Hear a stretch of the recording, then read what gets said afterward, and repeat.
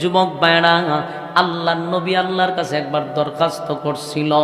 দরখাস্তটা হলো, মালিক আপনি বলছেন আমারে খুশি করবেন, আমার একটা উম্মত যদি জাহান্নামের ভিতরে থাকে গো, আমি নবীরে আপনি খুশি করতে পারবেন না। চিৎকার দিয়া কোন সুবহান। আমার নবীর কত মায়া,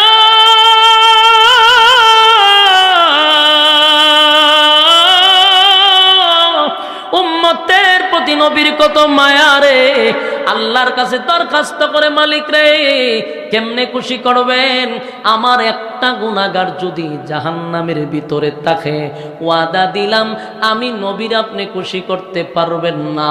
হয়তোবা আমার আল্লাহ এই জন্যই আয়াতটা নাজিল করে বলেন, ওয়ালা সাউফা ইউতিকা রাব্বুকা ফাতারদা, আপনার রব আপনাকে শীঘ্রই খুশি করবে, শীঘ্রই খুশি করবে।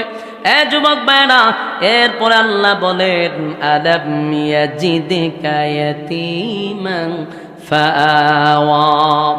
এরপর আল্লাহ বলেন, আপনাকে আমি এতিম অবস্থায় পেয়েছিলাম। আল্লাহ বন্ধুরে বুঝাইতেছে, ওই যে বন্ধু অভিমান করছে যে আপনি আমার ভুলে গেছেন, একের পর এক আল্লাহ জবাব দিতেছে।